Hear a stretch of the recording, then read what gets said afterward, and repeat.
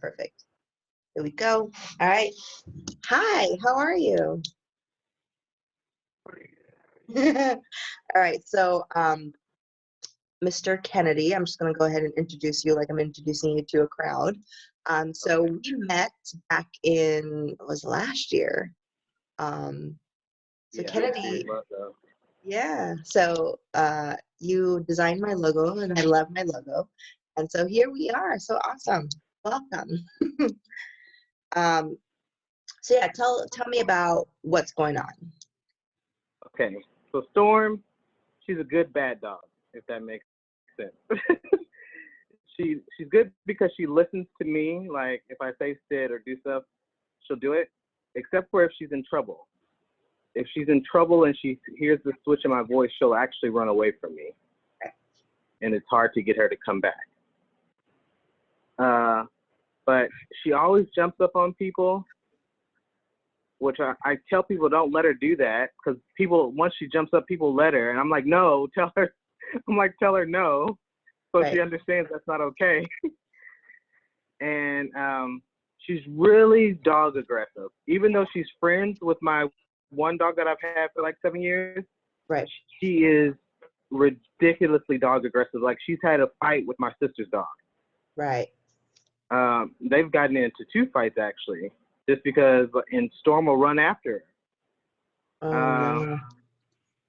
But here's the thing, and which makes me nervous when I interact her with other dogs. It's her greeting to another dog is very hyper. So it's like you would think she's fighting, but she's not fighting. She's literally only playing and saying hello. So I'm just like, you can't do that with all. Right. You can't do that with all dogs. That and she barks ridiculously. Like if she sees a dog outside, and especially only if I'm not home though. If I'm outside, like if I'm outside and I'm with the other dog, she'll try her darndest to get to me. Right. And like like I said, she's broken one of the windows because it was halfway cracked, and she saw the dog out there and she started to bite on the window to like get out. And she's also tried to bite through the door. But in general, she's like mad anxious. Like if I'm not around, people are like, if I'm not around, one, she doesn't listen, and sometimes she'll just stay by the door and just stare. I'm like, but when I'm around, she's like really hyper. Like she's all very antsy. Like even when I tell her to sit, you can hear her little, it's like she's tap dancing, but she sits, but her feet keep moving. So, but she's only good with me solo. I've taken her out places, like she's good with people. Like I've taken her in the stores and hotels and stuff. She's good with people. It's just, the barking and the lunging at other dogs that's really the biggest problem. Right. What have you done, or what have you tried to do to dissuade that and stop that? So I watched some videos on YouTube, and they were like, maybe she has too much energy. So what I started doing is taking her walking with me 2 miles. So I noticed when we walked, she wasn't as dog aggressive. She wasn't lunging at the dog. She would still bark sometimes, but it didn't seem like I didn't have to hold the leash and try to hold her back or anything. She would just simply go on her walk and go on about her business. Right. So the walk, I guess, expending that energy helped. Right. I've just had no clue what to do about the barking inside when I'm not there. Right. I don't, like, I've gotten her a bark collar. Maybe it's because I got the cheap one. This could be why. It's like she'll do the 2 barks, and then you can tell that it shocks her, and she'll muffle. But if I take it off of her, she knows when it's on and off. Right. When I take it off of her, she's a barking maniac. Right. Only when I'm away. Like if I'm in the house, she's good. But if I'm outside the house, the barking is ridiculous. All right. So I went through your questionnaire. So as part of this, everybody's required to fill out a behavioral questionnaire, so I can know what's going on and stuff like that. And I see that you mentioned that she's crate trained. Oh wait, so you have Brownie and then another They're dog. together, but they're in the separate households. So, Right. so I So have three dogs total on my property, including Storm. I have my sister's dog, which I make sure they never interact anymore. right. I have Brownie, who she always interacts with. But she's pretty good with Brownie. Right. So your sister's dog is what gender is your sister's dog? Female. Right. And Brownie's obviously a boy? Yeah. Okay. And Storm is a girl. Yeah, I figured. So I see that you mentioned that your dog is crate trained. How often do you use the crate? Never. I don't feel a need to. Okay, so Even though I've started to rethink not needing the crate. but does she go in one? Is she okay to go in one and be calm and relaxed in one? Uh-huh. She lays down and everything. She's fine in the crate. Okay. I'm gonna go ahead and get started on this stuff because we see so many of these dogs come in. It's not just you. A lot of dog owners are struggling with this exact same issue, if not worse. So rest assured that this is not isolated specifically to you and your dog. A lot of people out there are struggling with the same stuff. And so I'm just going to go ahead and kind of like give you some strategies and give you some things to help you with this because we are in the behavior modification world as far as those behaviors go. And we call it the whole dog approach. You know, Okay. so there, it's you can kind of get a feel. It's kind of self-explanatory. It's not just one thing that we work on. So for you, for example, it's not just the lunging at the dogs or barking at the dogs. It's not that. It's the root and cause of why she's doing that. So we do the whole dog approach, and it involves like addressing all the minor details, all the little things, because those little things add up, right? Okay. And so you mentioned first and foremost that she's got a lot of anxiety. Can you describe how that manifests or why you would think that? Basically, from the way other people tells me that she reacts when I leave, and like what I say, like sometimes she just can't. Even when I'm around, she just can't be still. Like I'll tell her to come sit, and she'll just like she's constantly like tapping. I don't know if that's normal, but my other dogs don't do that. So, you know, to me, it's not normal. So, she's just hyper in general in comparison. Right. I don't know if it's because of it. I always try to give her a pass because she was a rescue dog and she had a really rough life. But I'm like, man, I can't keep blaming everything on you being a rescue. I love it. I love it. You have so much, you know, like you have so much common sense as far as this is concerned. And like you're recognizing these things and you're recognizing that there's an issue there. And you're very observant as far as that's concerned because not a lot of people can see the stir craziness and the hyperactivity and realize that it's anxiety, right? And even like you mentioned too, like even the way that she interacts with other dogs, it's very intense, very hyper. You know, if I came into you and I ran across you on the street and I go, Kennedy, oh my God, I come in and I'm all over you, and you know, She'd be all over you. right. But jumping my point and is, licking. if I were to go around town and greet people like that, eventually someone's gonna punch me in the face. Yeah. Yeah. Right. And so you're recognizing, you're seeing these signs as signals, you know, as symptoms, and I love that.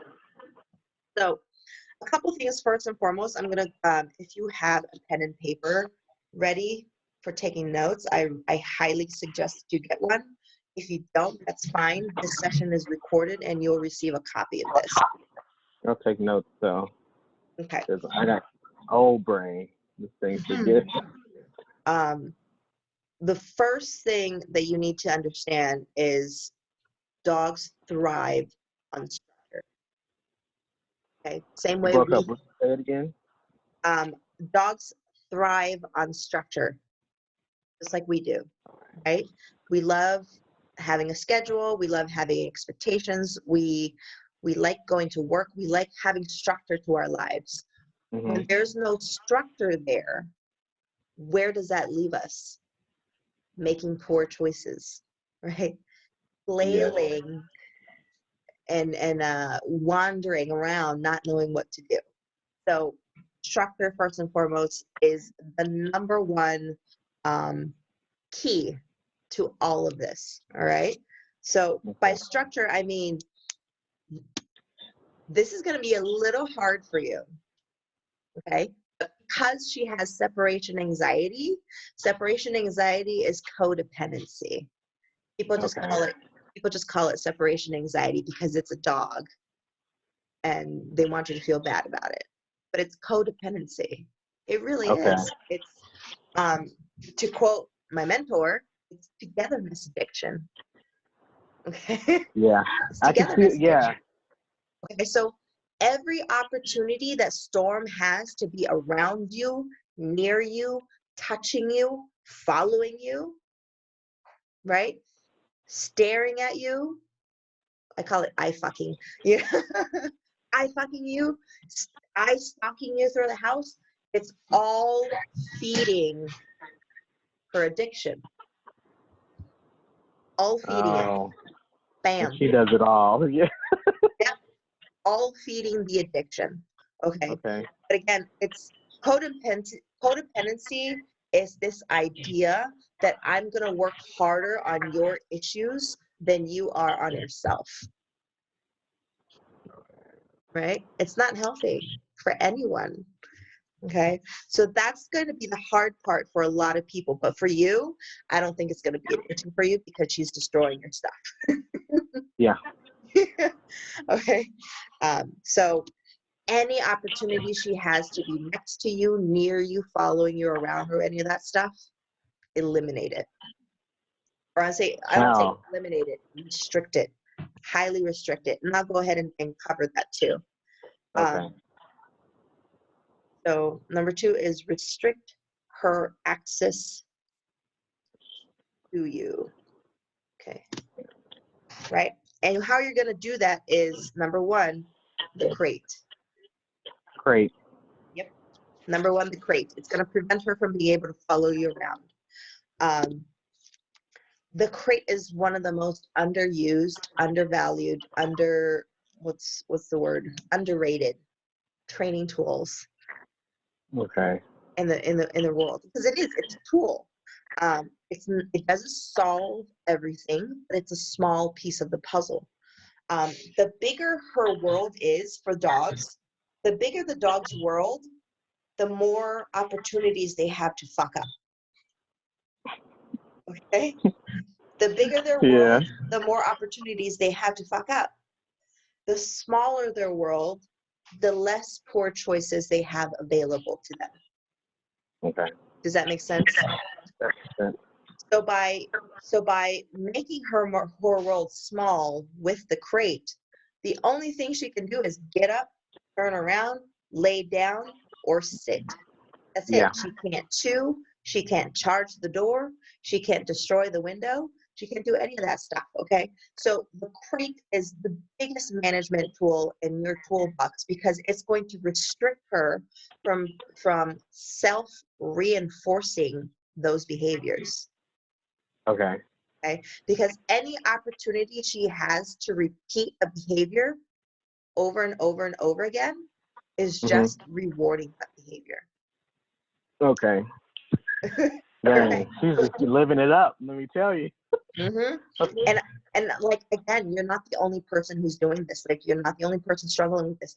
So many people are struggling with this. And it doesn't, it doesn't quite click with them until somebody like me tells you what it is.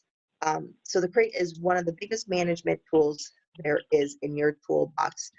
So many people only use it when they leave the house, and then so many people rush to have the dog stay outside and free roam.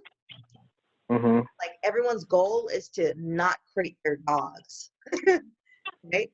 But that's such a human concept. That is us humanizing dogs and us projecting our insecurities and our shit onto the dog. The dog Yeah. doesn't need to have free access to your house 24/7. They don't, right? But it's the Okay. same thing. Like, think about it. I'm going to put it this way. If you brought a stranger in from off the street, and stranger just walks in from off the street, opens your door, comes on in, you didn't even, you didn't even open the door for them. You just opened it. That's the ass whipping.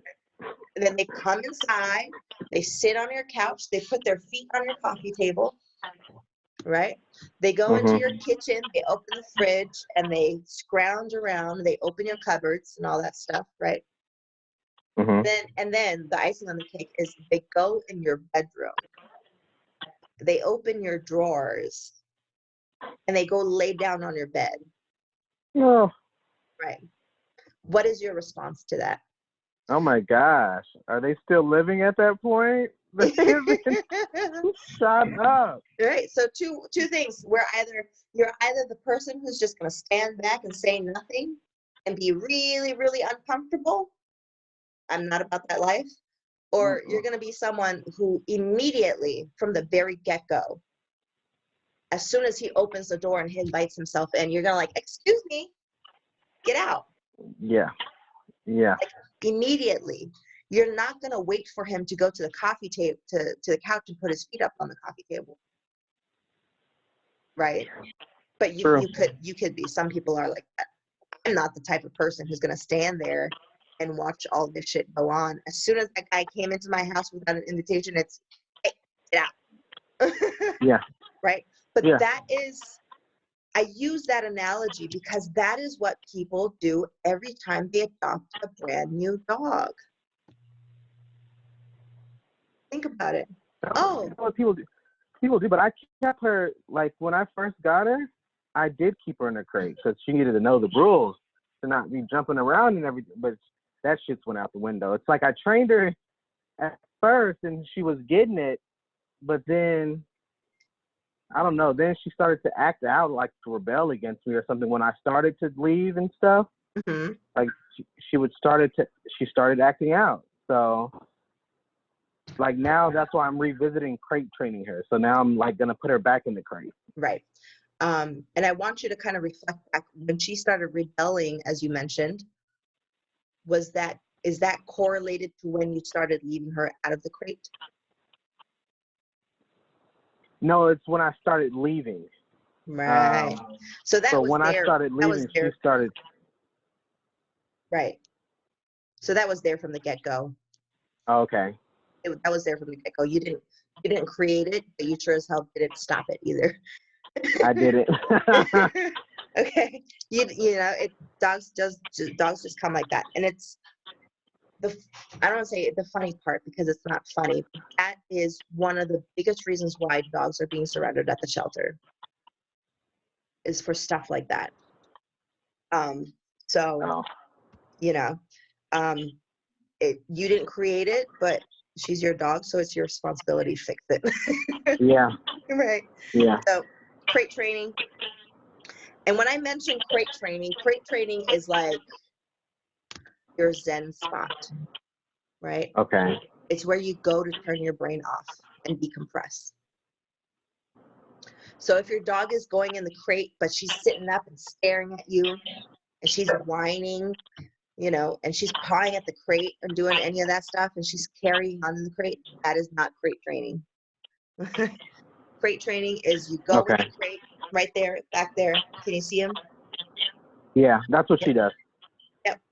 So make sure that she does that. If she gets up, barks, whines, or whatever, obviously if she needs to go potty, she needs to go potty. But if she's acting anything else other than what you see in the background, nope, correct it. Okay. Yeah, that's her. She's chill. Okay. I think sometimes I feel like she thinks she's being punished, but secretly you are being punished.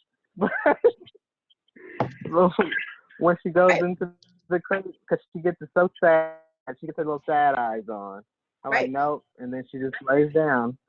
See, that's another big, I want to say, myth I would say myth, but a lot, another big misunderstanding is everybody says the crate should be a safe space. The crate should be a safe space. My bedroom is a safe space. Mhm. Doesn't mean I get banished to my bedroom as well. Yeah. Yeah, Yeah. it happens. It's life. Don't overthink it. You know, if you're pissed off and you're going crazy and you got too much going on, hey, go to your crate. It's survival mode for us. Okay. I would much rather you get mad and send her to your crate to punish her and get mad and just continue to get frustrated and continue to get mad. Yeah. Okay, so we covered the crate. All right.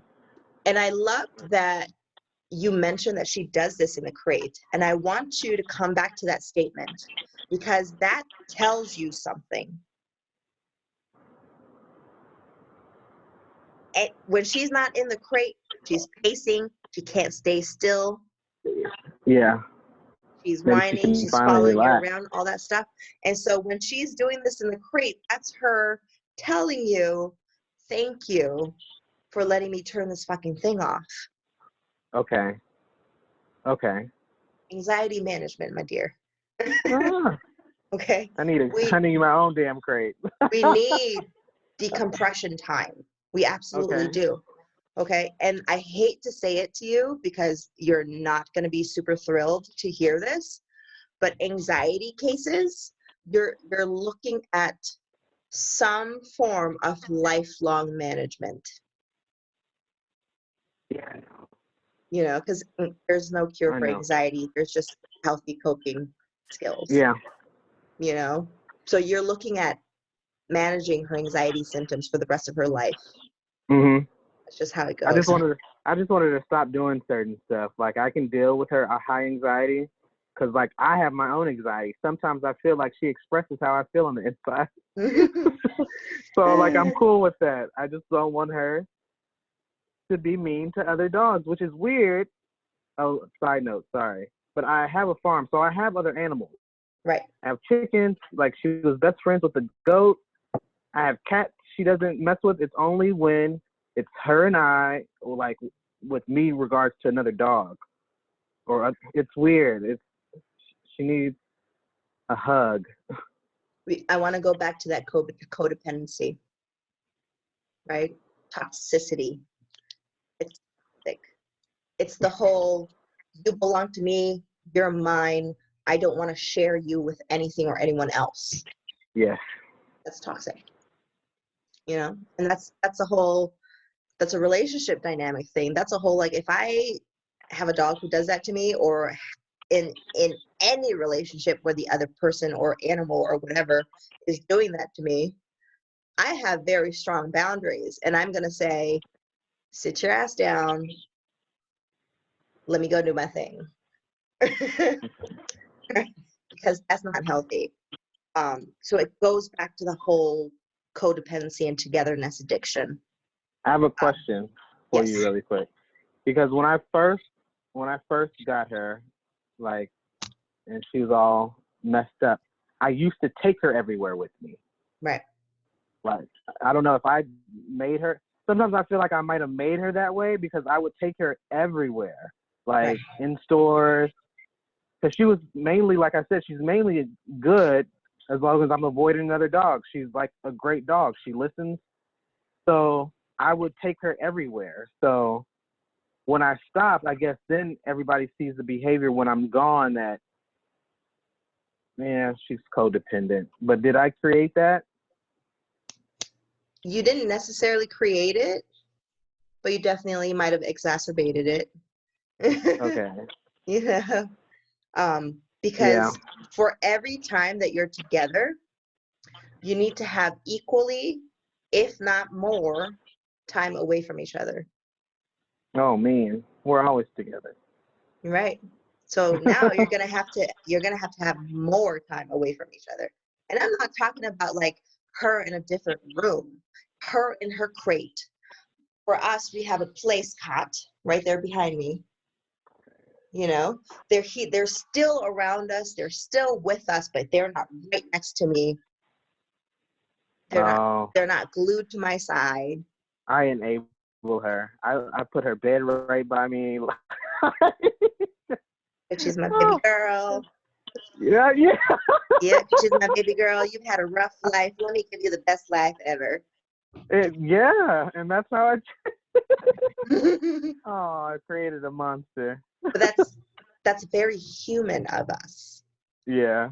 Everyone thinks this way, especially in regards to rescue and shelter dogs. Okay, everyone does this, and then I didn't know any better too. I did the exact same thing when I had my little foster way back years ago. I did the exact same thing. Okay. But she also got into the trash, destroyed the trash, destroyed the curtains, broke through the Okay. glass door. I didn't even Holy crate moly. her. I've done it. I've done it all. You know. So Okay. it's now you know better. Okay. Yeah. and you're going to, and because you know better, you're going to help someone else who's going through the same thing. If Yeah. all that stuff. So we covered the crate. Number two, Mhm. in the restrict her access to you is leash her in the house. In the house. Yeah. It is not as crazy as people think. It's It is funny. not. She's on the door right now, so I can't really. All right, you're I gonna think. leash her in the house because Okay. it tells her where to go and what to do Okay. at every moment during the day. It's communication. Okay. You can find I actually have a YouTube video, and I'll probably send you the link after this, but I have a YouTube video teaching you how to use leash and leash pressure as a communication tool. As Okay. most times, 99.9% of the time, people use the leash as a restrictive device, as a Okay. as a restraint. And just by me calling it a restraint, you can understand like the frustration. You know, it Yeah. it it makes us want it even more. It makes us want it even more. So if your dog is pulling and barking and lunging at another dog, and that leash is nice and tight, all it's doing is fueling her. Oh, is it? Yeah, Oh, dang it. it is fueling her even more. Okay, and that is where training collars come in. We call them training collars. Some people will call them correction collars. The number one that we use is the prong collar. Okay. I've Okay, seen one of those. That seems so cool, though. But she needs it. I don't know. Nothing's working. I got to do something if everything else isn't working. don't blame the tool, blame the fool that don't know how to use Okay. them. The hammer can hurt us if we hit our thumb with it, Yeah. but it's not cruel. This is true. We don't see anyone banning it. This is true. You know, it has the ability to hurt. When used improperly or with intent, because I am not above giving a dog a really good firm correction and having them go if they're barking and lunging and being a complete ass. Okay. Okay, so it's to get that out of your head, because I hear this all the time from other people and other trainers. Oh, they don't hurt, they can. Yeah. It all depends on what the dog is doing. Okay, if the dog is doing something dangerous, you damn straight I'm going to make it really uncomfortable for 2 seconds so that you stop doing that something dangerous. Okay. And that is something that you're going to have to mentally wrap your head around and come to acceptance with. Get over the whole like, oh, it's going to hurt. It can. Yeah. It can. Okay. You know, if you don't like it, then don't let her get to the point where it has to hurt. Yeah. Just know that it's 2 seconds. 2 seconds of discomfort save you all the yelling, all the anger, all the money that goes into buying and replacing the new window and shutters and curtains and couch and Seriously. frame. So 2 seconds of discomfort to avoid a world of frustration and anger and damage. I posted a testimonial video not too long ago of a family who had a dog who did that, except it was worse. And they Okay. lived like that for years, for like 5 years. And so when I came in and we did our session and I showed them what to do and all that stuff, you know, she goes, I cannot believe we lived this way for as long as we did, because it was so easy. I had pretty much all of those issues, I don't want to say resolved, but corrected and managed and manageable Okay. in one session. Oh wow. And it took a lot longer to really, like, you know, resolve those issues and stuff like that. But it was a combination. The dog was a combination of really poor genetics. Okay. She was also feral. Her Okay. her parents were feral, so she had those feral characteristics as well. So just remember that it's genetics as well. Anxiety is genetic. Okay. Hyperactivity is genetic. Aggression is genetic, which is why I asked you if your sister's dog is a female, because female aggression is absolutely a thing. Oh, so if I got another dog, I should get a boy? You should get the right boy. You Okay. should get the right dog. Don't get another hyper dog. Get a dog like your other. I need a chill dog. You need a chill dog. You need to get the right dog, because if you get another dog who is just like Storm, oh my God, you're gonna have a bloodbath. It is not going to be good. All right, it's the whole thing where, like, we need that opposite to balance us out, because if we get the same version of ourselves, or the same exact copy of ourselves, yeah, we're just going to enable and continue to fuel each other's bad stuff. We need somebody to anchor us and level us out. So remember that with the dog. Same gender aggression is absolutely real. It is a thing, and it is genetic. It is hereditary. Okay. Okay, so it's not something you did or didn't do. Okay, so we covered the leash in the house. You need to get her a prong collar ASAP. And I'll go ahead and send you Collar. prong collar. And I'll go ahead and send you a link to Amazon. You can Google it, actually. But I'll send you the link. The prong collar Okay. you're looking for.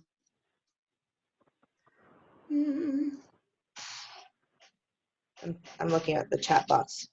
The prong collar you're looking for is the Hermsprenger brand, 2.25. Okay. Okay. That is what you're going to be looking for. Don't get anything else, because Hermsprenger is made in Germany. They're high quality.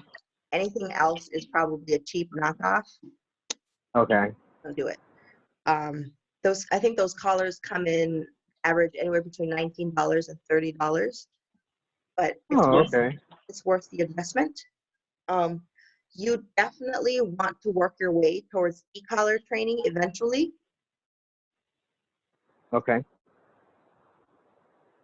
But everything starts with the leash and the prong collar. We don't skip those and go straight to e-collar. We have to use prong collar and leash and teach the stuff we need to teach before the e-collar even comes out. Okay. There are a lot of DVDs and training videos and streaming services online. I'd be more than happy to send you links to those. I also have YouTube videos on my YouTube. There's a lot of training videos with e-collar training in them.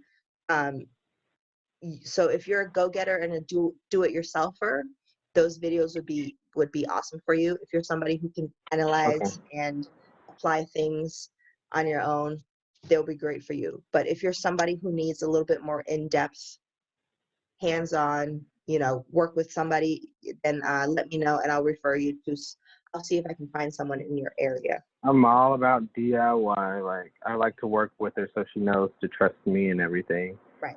So. Yeah, it takes a very special person to be able to watch videos and do that. Not everybody has that kind of brain. I'm like that. I can watch a training video and I can break it all down and I can figure out what's going on without me even having to talk to the person. Yeah. I'm like that. All right, so leash, training collar, prong collar, e-collar training. So e-collar training, we use ecollar.com, e-collar technologies, e-collar.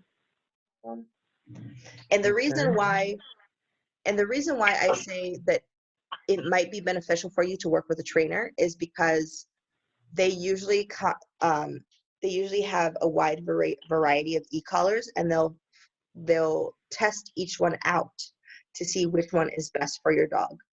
That is the only benefit working with a trainer. Oh, not the only benefit, but that is a big benefit of working with a trainer. Okay. But if you order a collar through ecollar.com and you realize that it's not strong enough and it's not the right model for her, the company has a great return policy. They have amazing customer service, so don't hesitate to reach out and ask them for it. Okay. Okay, so I just 300 model. Right. And you definitely want the e-collar training. You want it. Don't avoid it. Okay. It's not something you want to cheap out like you did the bark collar. Yeah. Like, seriously, it was crazy. Quality equipment saves lives. So they average, I don't know if it's $169.99 or $179.99, but Okay. they're decent. So you definitely want to maybe save up for that if you have to. Yeah. So that's for off-leash control. So if you have her going crazy in the house and you're outside, you have your e-collar and you can correct her from outside. Yeah. So for dogs like her, I have it set up here. I actually have a camera system set up to where the camera's facing the crate and I can see what they're doing in the crate at all times. So if I'm outside working with a client and I'm doing a session and I hear them in here, I just pull up the camera and see what they're doing and I can correct them with my e-collar. Because we don't want them building up to that stuff. Yeah. Building up to a meltdown is what I call it. Because there's all these signs that lead up to the actual meltdown. There's so many signs that lead up to her like charging the window and biting at the door. It's as soon as she gets distressed because you put your shoes on. Yeah. Yep. So at the earliest sign of buildup, I immediately correct. I don't wait. The way I see it is, if you see the lunging and the barking, I want you to think of it as the peak. Okay. The explosion, right? Okay. That is, but if you want to think about that, think about a volcano. It builds and builds and builds and builds until it gets to the boiling point, and then it's got to go out. Yeah. It's got to come out somehow. But my thing is, if you want to wait till the dog explodes and does all the behaviors, your correction up here is going to have to match that. Yeah. Right? There's no slap on the wrist for this. It has to match the crime. But if you don't want to do that because, oh my God, it's so cruel, I feel bad, then correct them in the beginning stages. Okay. Right. And so that's what I do with all of my client dogs and all of our dogs, because I don't give anyone the opportunity to go all the way up here. I recognize those signs and I immediately correct. So what happens is all of the dogs that I work with, including my own, they don't go there. It's not a thought to them. Does that make sense? Yeah, I get that. I'm like, I'm Train not them even before gonna, train them before it gets to that craziness. yeah. So with all the dogs that come through here, it's like I'm not even gonna go there because Miss G is not gonna let me go there. But if you're the type of person who's just gonna continue to argue and continue to yell and continue to correct high levels every time your dog explodes, and you wait until the dog does all of that stuff, if you want to be the Yeah. person who continues to do that for the rest of your life, by all means, wait till your dog does all the things. Yeah, and I don't want to, so. And I'm like, I'm not that type. I'm Yeah. not that type. Right? So structure. You're definitely going to want to teach her place training. It's a cat. Place is just a command that I give a dog to, it basically says, get on this surface or get on this platform and stay there indefinitely until I say otherwise. Okay. So it could be 2 minutes, it could be 2 seconds, it could be 2 hours. Okay. You know, regardless, he is not allowed to get off that platform until I say otherwise. Okay. Now, granted, he is also 7 months, so he, there's only so much you can expect from a 7-month-old puppy. Just be consistent with all of that stuff. So Okay. place training, you could do it on the couch, anything that you can fit the dog on. I'm gonna check our time here. Anything that you can fit the dog on, put them on it. Okay. It could be your couch, it could be a chair, it could be a bathroom rug. You could buy one of these platforms on Amazon for pretty cheap, and you can use that too. I like to have them because I can carry them everywhere. Okay. I can Oh, take them to okay. the beach. I can take them to our little vendor outings, vendor booths. I can take them to Okay.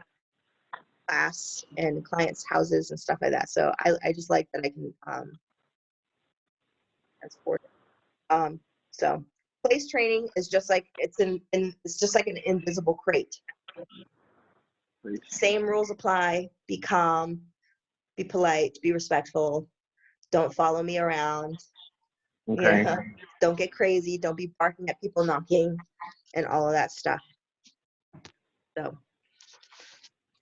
and that is pretty much the rundown of what house life should be for you. Okay. With Storm.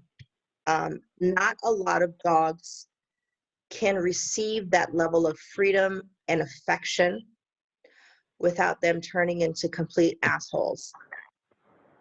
Okay. See, it's so weird because my other 2 dogs, like my dog Brownie, super chill. Like he gets up, like if he had to go to the restroom right now, he would come and paw me and look at me.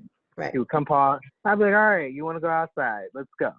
Right. But other than that, he is on his bed. He doesn't really wander or anything. Like super chill. Listens sometimes. He's getting in his honorary phase where he's not. But chill. Even the dog I had that just passed away, she was super chill. So it's a difference going from super chill dog to a dog that is not. Yeah. That is not. But I love her to pieces because she's very similar to me, except she outwardly shows it. Yep. And that's also. Do you have siblings? Yeah, How I'm many? the youngest. 4. So does it drive you crazy when people compare you to your siblings? No one ever does it. No one ever does it? They don't compare us. Mm-hmm. But can you kind of get where I'm getting at with this? I get, yeah. But I get that. Everyone, and I say everyone because I've had so many people do this. Everyone compares their current dog to the dog before them. And I'm like, you can't do that. It's not fair to the dog. It's not fair to you. It's not fair to anyone because you have to work with the dog in front of you. Yeah. Period. Yeah. You know? And she's just been she's been different all around, even like allergies and stuff like that. So I've really been having to work with her and just be like I'm really attentive and just pay a lot more attention to, rein her in. The biggest thing that I want you to take away from all of this is, first off, you need to correct her, and you do that with Okay. a training collar, because it Okay. has to be in a manner that she understands. Dogs don't Okay. understand yelling. They don't. They don't understand Okay. hitting. They don't. It has to be correction collar right on the pressure. If she does it again before you get your collar in the mail, you can bonk her. Okay, so a bonker is really just a rolled up, taped up Newspaper. towel. Okay. You can use newspapers too, but we've used towels now because they don't hurt as much. They Okay. don't hurt as much. So basically, it's a rolled up, taped up towel, nice and tight. Just make it like really dense. And if she's that's the hard part, because she does it mostly when you're outside. But if you notice her doing it in the house, at the window or whatever, you just pick it up and just tuck it. Okay. It lands wherever it lands. It could land on her head. It could land beside her. It could land on her butt or on her side. It don't matter as long as it lands. The point of it is to associate her action with a consequence. Okay. That is it. She needs to be punished for that action so that she stops it. And so I want her to think that anytime she does X, it results in her being bonked. Okay. Again, I used to deal with a spray bottle. Right. But the key to this is the dog can't see it coming from you. Yeah. You can't see it coming from you. You want them to think that the hand of God just came down and smote them. Okay. The dog can't see it coming from you. You are welcome to use it on your walks as well. It's just a bit of a pain in the butt to carry it under my armpit and just waiting for my dog to do something. So like I said, it's a temporary solution for now until you get your training collar in. I will go ahead and send you my leash pressure video on YouTube, as well as other online resources as well. I will send you a couple online courses. You might have to pay a small fee to get into them, but it's $19 is nothing compared to, because I charge $250 per session. Okay. Totally get it. But you know what? It's those little things, because I'm thinking, like, I literally walk with her off the leash all the time because, like I said, for the most part, she does listen, and I think she wants to be scarier. Let the dog think she's scarier than what she is, because like there was another dog that she like ran at but stopped. Right. I was like, so you don't really want to fight these dogs. Right. You just want to be scary to these dogs. And that is anxiety and insecurity described to a T. Okay. Because if I am insecure deep down inside, I'm a bully. And I'm going to be a bully. Yeah. And I'm going to bully and try to intimidate everybody else. She is. Yeah. Species aggression is, I don't want to say species, but species specific aggression is absolutely a thing. So just because she's dog aggressive towards dogs, does not mean the aggression translates to humans or other animals. It is dog specific. Definitely be careful with the off leash stuff, because everyone, your dog. I live in the country. Right. That's the only reason I do. Right. So the e-collar training portion is definitely going to be a huge part to that, because it's like a seatbelt, Okay. You just never know what's going to happen. And okay. If you've ever experienced the heartache of watching your dog run away from you, or run away from you to charge after another dog, Mm-hmm. it's to me, it's not worth that 2 seconds of panic. Yeah. Like I don't. Yeah, that's true. Nope, don't want to do it, because My dog ran away Yeah. from me at around 7 months, and I didn't think I was going to see him again. And it still sticks with me to this day. Right. Okay. And also on top of that is just because the dog is good off leash doesn't mean they're off leash trained. So Yeah. until you're 100% comfortable that she is going to listen to you in every situation, in every Yeah. environment, with any level of distraction, just be careful. Just be careful. Yeah. I know you live in the country, and I've lived in West Virginia as well, so I completely get it. But it's one of those things where it's gonna be fine until it's not. Yeah. You I know, get that. she's gonna charge up to the wrong dog Yeah. someday, and there's only so much you can get away with that. You know, I want you to Yeah. think of her as I want you to think of her as this little spitfire, I want to say kind of ratchet girl in the pub in the bar. You know what I'm talking about? Yeah. The little freaking the chick who just The walks little in with a bad firecracker. attitude, looking Yeah. to start a fight every time. Mhm. But deep down inside, they're insecure and they Yeah. want to That's come up. Storm. That's Storm right there. You Yeah. nailed it. And you're like, I hate that word. I hate that word, but like I don't know what else to use to describe it. But yeah, there's Yeah. little man syndrome, and then there's just bitch. Yeah. That's her. So She's a bully, and I always have to check her. and I want you to really understand what dogs thrive with structure. I know it sounds like a lot of work, but the whole point of it is to create habits and healthy habits in your life. And it's going to take some time to create it. It's going to take some time before it becomes natural to you. Okay. So anytime I do something for the first time, anytime I'm trying to work on something new, I always give myself a 2-week regimen. Okay. 2 week, every day, back to back. It sucks. It's for me, it's like temporary for long-term success. You know, you always have to remember that for everyone, for especially your dog. And what I was getting at is dogs thrive on structure and believable leadership. Okay. If the owners are not providing structure, believable consequences, and they're not leading their dogs the way they should be led, if there's any gap in that, the dog will step up to fill it. Yeah. Right? Now, the problem with that is it's not always going to be productive. It's not always going to be safe. And it's not always going to be in a manner that you completely agree with. Yeah. Right? So just get keep that. that in mind. Okay. Do you have any questions, comments, concerns?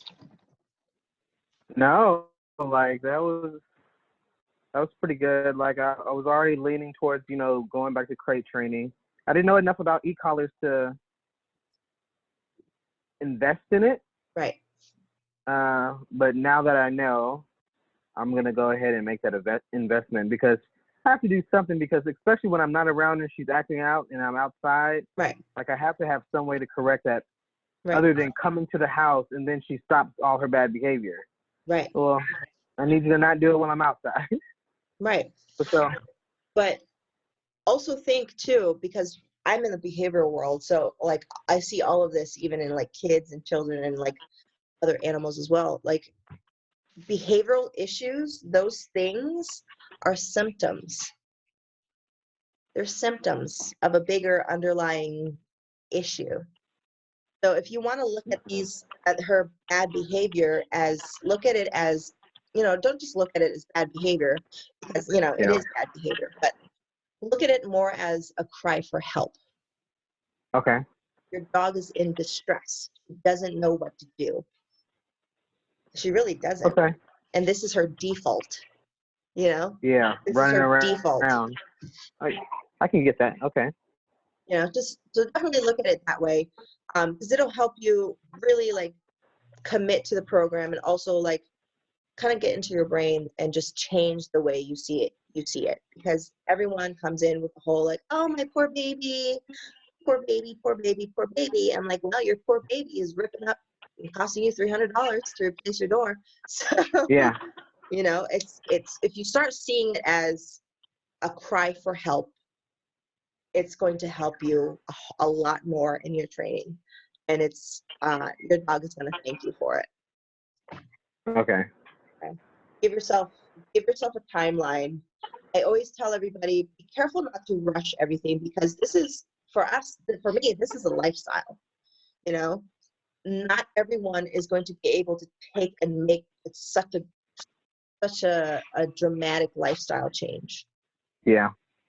It's a lifestyle change for a lot of people, especially for you, because you have an anxiety case. This is more than just obedience. This is more than just sit and stay. This is fucking therapy for dogs. Yeah. You know? Yeah. It's teaching them how to work through shit. It's letting them struggle and letting them figure it out. It's teaching them to problem solve. Because if you think of how she freaks out at the window, it's all impulse. It's all reaction. Yeah. There's no thinking involved. It's a panic attack. Yeah. You know? Yeah. Yep. But Yeah. what do we do with panic attacks? What do we do when we have those things? And I'm sure you've had your fair share of them, because I've had a lot. But the biggest thing to that is slow Breathe. down. Yeah. Stop. Breathe. Yep. Think. Give yourself time to think it through instead of just freaking out every single time. You know, so you can relate to her in that aspect. Mm-hmm. And I think because of that, because you have that personal, connection with her, in a common ground with her, I think you'd be able to kind of just push past that. I'm like, all right, Yeah. that's enough. Yeah. All right, that's And enough. that's how I deal with her. I'm patient. I was even thinking, what do you think about, since you're a trainer, like the CBD drops? That's just for coping, for her anxiety. Temporary solution. Okay. Temporary. The thing with CBD is it takes time to build up in the Yeah. system. And it takes the right kind. So if you have a good kind of CBD, let me know, because I haven't been able to find one that actually works. Okay. But it takes time to build up in the system. But it's also, like, the way I see it is, I require all of my dogs who come through training to be weaned off medication. Any Okay. medication, even CBD, any medication, because I want to be able to see the dog for who they are and what they are Okay. in their natural state, so I can work with it. Okay. So I'm about it. If it works, it works. But unfortunately for me, I haven't seen it work. Okay. Okay. That's good feedback. I even use it for myself, and I don't know I don't know if it works, or if it's just like the placebo effect, you know? Yeah. I don't know. It could be a mixture of both. Right. But either way, it's a natural way of doing it. Right. Yeah.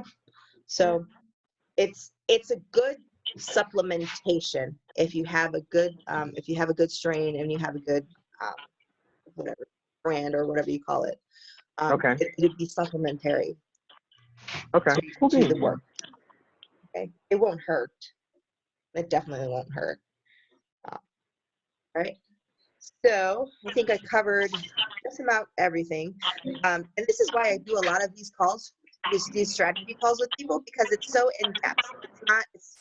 Everyone thinks that they just want to stop the behavior, but it's more than that. Like the way that I do with everything that I've seen and I've done, and I've tried this to many, many dogs who come through here, it changes their brain. It rewires their brain. It really does. So that's why I love what I do.